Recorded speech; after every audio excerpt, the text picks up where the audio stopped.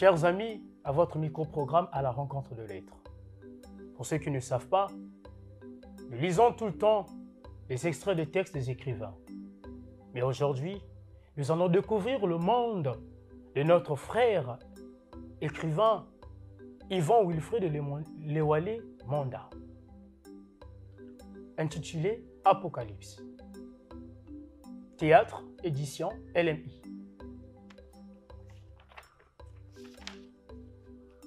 Alléluia! Amen! Alléluia! Amen! Église Dieu debout! La vérité c'est ici! Église Dieu debout! La vérité c'est ici!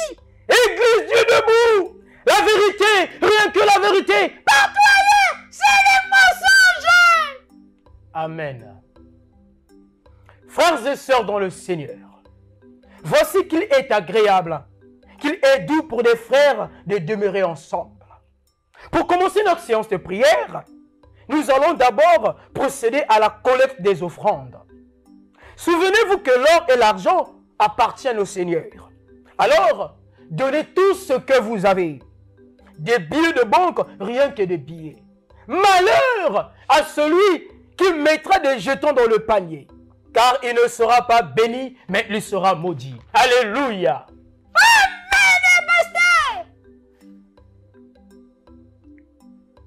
Chers frères et sœurs, ouvrez bien les oreilles et écoutez. Dieu veut nous parler. Écoutez bien ce qui vient droit de la bouche de l'Éternel. Dieu a dit que son Fils Jésus-Christ va bientôt revenir. Alléluia. Alors, il nous recommande d'utiliser l'argent que nous venons d'avoir et tout ce que nous avons dans la caisse de l'église pour construire une villa. Une grande villa où Jésus viendra habiter. Je lui demande aussi d'acheter une belle voiture qui permettra à Jésus d'aller faire ses courses où il voudra. Cependant, Dieu ajoute qu'en attendant son retour imminent, c'est moi son homme serviteur qui vais utiliser cette villa et cette belle voiture. Alléluia! Amen. Oh Seigneur. Oui Seigneur. Dieu vient de me montrer une chose. Il y a beaucoup de jeunes filles et de femmes ici dans notre église qui ont des difficultés pour mettre au monde. Oh, qu'il est merveilleux notre Dieu. Ce qui est impossible aux hommes est possible à lui. Il vient de me montrer le plan. Alors, Dieu demande à toutes ces femmes de venir essayer avec moi et elles découvriront le miracle de la procréation. Alléluia! Amen, pasteur! Je dis encore que tous ceux qui sont malades ici, ce sont les vieillards de leur famille qui sont responsables de ces maladies. Alors, il faut aller les bastonner ces vieillards. Il faut les brûler. Enfin, dans son amour infini, Dieu ajoute ceci. Toutes les belles femmes de notre église doivent désormais passer à tour de rôle une nuit avec le pasteur pour qu'il chasse les esprits démoniaques qui les habitent. Alléluia! Amen, pasteur! Oh! Quel blasphémateur! Quelle église! Mais ceci n'est autre que se moquer de Dieu. Et vous acceptez de boire ces conneries, ces mensonges. Mais c'est notre Père spirituel à qui nous devons dévotion. C'est lamentable. La religion n'est plus ce qu'elle fut et ce qu'elle devrait être.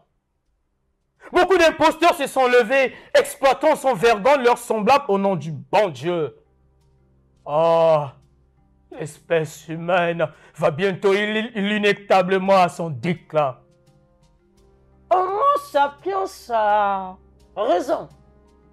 L'espèce humaine va bientôt décliner car la science aussi a perdu sa vraie vocation. À force de blanchir les nuits en quête perpétuelle du savoir, les savants sont devenus des savonnettes. Oui, que des savonnettes. Oui. Il n'y a qu'à voir comment ces savants mettent tout leur génie au perfectionnement d'armements lourds, source de destruction massive. Mes amis, ma mission est enfin terminée. Je pars faire le rapport. Je vais rendre compte à celui qui m'a envoyé. Qui est celui qui t'a envoyé?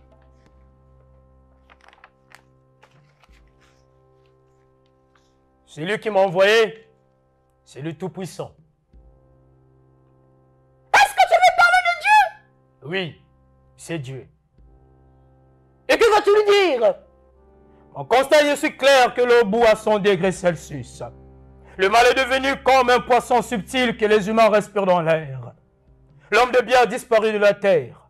Celui que tu crois être ton ami, en qui tu places toute ta confiance, complote et se retourne contre toi.